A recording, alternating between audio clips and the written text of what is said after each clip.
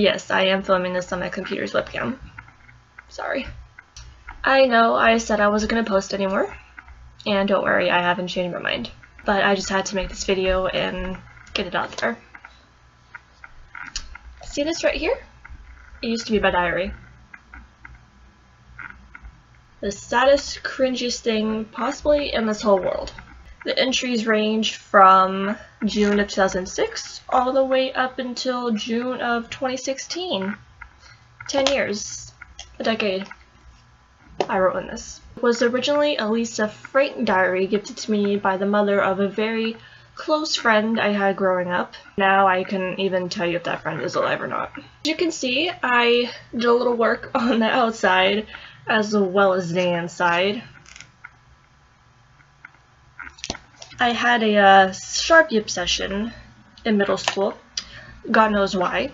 So I felt the need as a 11 or 10-year-old to cover the original pictures in black and slap a picture or two of Justin on the covers when that time came around. Which leads me to the whole point of this video. Over the years, I find myself going back and looking over the diary entries, but I'm not going to share them, no way in hell. However, there is one entry in here that I will not only remember for the rest of my life, but keep as a reminder of when my life was saved or spared. October 10th, 2009 is the earliest date that I can remember in which I met Justin.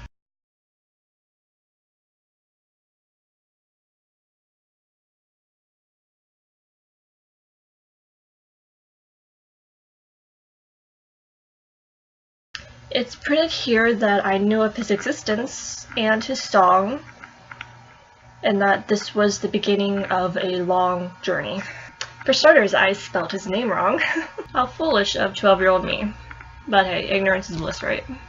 Every time I read this page, I get chills. In fact, whenever I read this whole diary, I get chills. It's like going through an old piece of history or something. It's like reading the words of a dead person. Yeah, I don't think Taylor Swift has anything on me. The old Marina is dead and can't come to the phone right now. I always get chills reading old pieces of like stories or notes or something from like centuries or decades or however long ago because I know the author is dead. And that's just, it's chilling to me for some reason. That's what I feel like when I read this.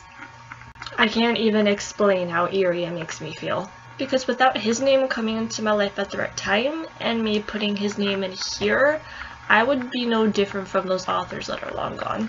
As I wrote this page, I was going through the darkest time in my life. You would never know that by the way I wrote this thing.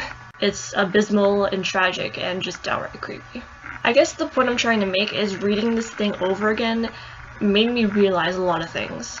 First thing I've realized, it's been 8 years since I first heard about Justin. Over 8 years. Almost a decade. And I'm not good at math, so let's break out a calculator, shall we? I'm 20 years old, so 8 out of 20 is 40%. 40% of my life I have known him. 40% is 10% less than 50, which is half of 100. As a 20-year-old, I have almost spent half of my life alive because of this guy right here. And the saddest thing about that, he'll never know. So merely 4 years, when I'm 24 and I've known Justin for 12 years, I will have officially owed him half of my life. The second point here is not only for me, but it's for you kids out there who are still young and still overly obsessed with Justin. Don't get me wrong, I still love him, I'm still a believer, always have been, always will be. But that love has extremely morphed over the years into something more of an appreciation or gratitude. 8 years is a long time, or at least it was for me anyways. And to be able to go through those 8 years, I latched onto the idea of a human being's comfort. One that I would never physically feel, but would only experience through a speaker, a screen, and some paper and ink. Looking back at it now, it's so sad. I never had a stable friendship. My family was a mess. I never had a relationship. So I threw myself into this, I don't know, fantasy world in which a famous boy cared for me in a way that was never real. I'm not gonna say I was mentally disturbed because I was not, and that would be offensive to those who are mentally disturbed or troubled in some serious way. I guess you could say I was just lonely. I was a lonely little girl who had nothing else she could find comfort or happiness in. So she latched on to the first thing that made her smile and made her heart feel lighter, which just so happened to be an attractive male performer. And to this day, I still don't have a stable friend. My family is non-existent, and I still have yet to be in a relationship. I can't help but wonder how different my life would be if I chose to stay and just didn't love Justin. So a little while ago, I was reading fan fiction, as 20-year-olds do. And it was an adaptation of a group of young kids as 16-year-olds. It was summertime, they were all really good friends, and they made plans to go on this short, weekend camping trip. Before they got there, though, they had to make a few stops for a few adult items. Don't take that out of context. And after that, they all hopped into the main character's vehicle, and they were all super happy and so excited. Not that it's okay to do it, but they drank alcohol, they got high, they listened to music, they swam around. Things that when I was the age when I first heard about Justin, thought that that was the most fun a normal teenager could have. And I always wanted that. Now, I am not condoning underage drinking or smoking or taking in illegal substances. Don't do that. Just for some reason, I always thought that when I got to that age, I was going to get to experience all of that. Everyone at school knew me as the girl who was obsessed with Justin Bieber. Because I was. I never got invited anywhere, I never went to football games, I never went to dances, I never really had a stable friend. I was legitimately a weird kid. One of those weird kids that you see in high school movies that you feel bad for, but at the same time, if you knew them in real life, you wouldn't do shit to help them. And I'm still weird now, but now that I'm older, I know that I'm weird, and I have accepted it and realized it and, controlled it. I never got to do all the things I dreamt about because my life up to a certain age fucked me up so much that all I cared about was Justin. I never got to experience anything because I always needed him to be the center of my life, and if he hadn't been, I'd probably have exploded. Now that I'm 20 years old and no longer a teenager, I look back on all of the missed opportunities or all the opportunities that I wanted but never got.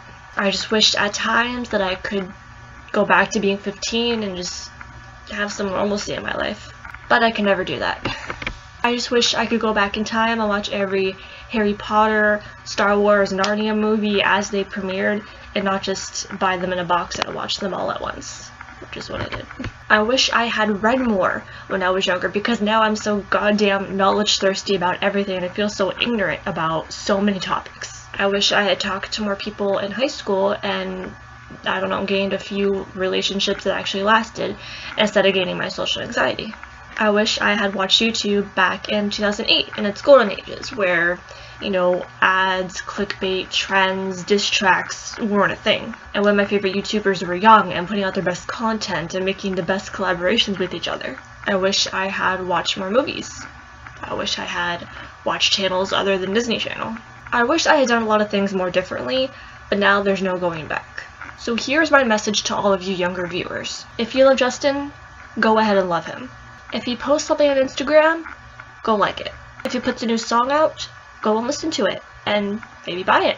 If you want to watch something of his, go watch it. If you want to decorate your room top to bottom with Justin posters, decorate it however you'd like. And if you want to wear Justin's merch, wear that shit proudly. If you want to blast his song on the radio of your car, of your dad's car, your mom's car, your grandma's, grandpa's, aunts, uncles, cat's dog, I don't know, just blast it.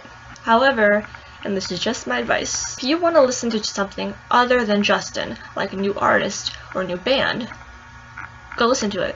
If you want to watch a movie other than Never Say Never or Believe, go watch it.